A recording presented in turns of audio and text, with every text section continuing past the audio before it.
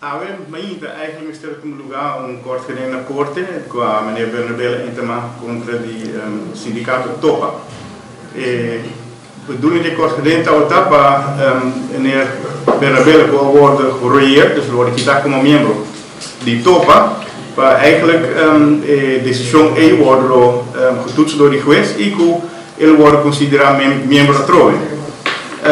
Ora meneer Bernabella se caminho e carta de enrolamento. Nós correspondência com Topa, onde eigenlijk het mantener su derecho não ir a apelé. Daarmee amo vindo de Vega e mas começou a corresponder com o raad van toezicht de Topa, dus we staan met het bestuur de Topa. Então lo que mais ou menos nos apunta é que mirando que meneer Bernabella wordt corrigido door uma decisão de Congresso.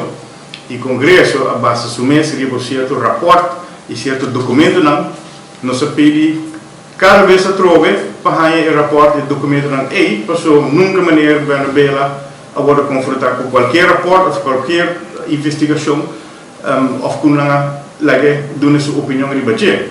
Pero sei, obviamente, a worden usar como motivo para quitar meneer Bernabella como membro de Topa. Dus daarmee nós corresponder com o Topa, pero nada sale fora de si e o que também mostra que eigenlijk a decisão que o Congresso toma está contra o estatuto de Topa mesmo. Mas o Congresso não tem a bevoegdheid para roer meneer Bernabella.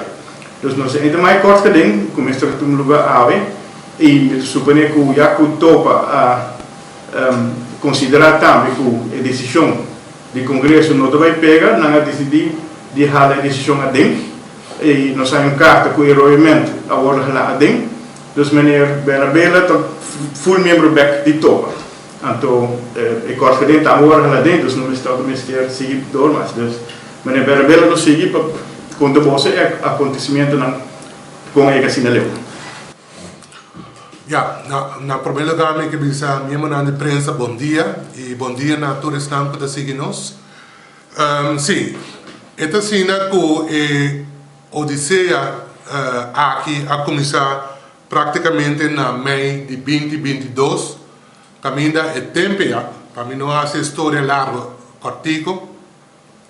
Tá que no momento que minha persona a decidir para mim que sei pensando que minha persona chega mirando como funda o sindicato na ano 2006 e mirando a trajetória como estava tem 16 anos depois como funda o sindicato tem que na ano 2022 e não para o que a dedicação de minha persona para o sindicato praticamente estava roupa largo.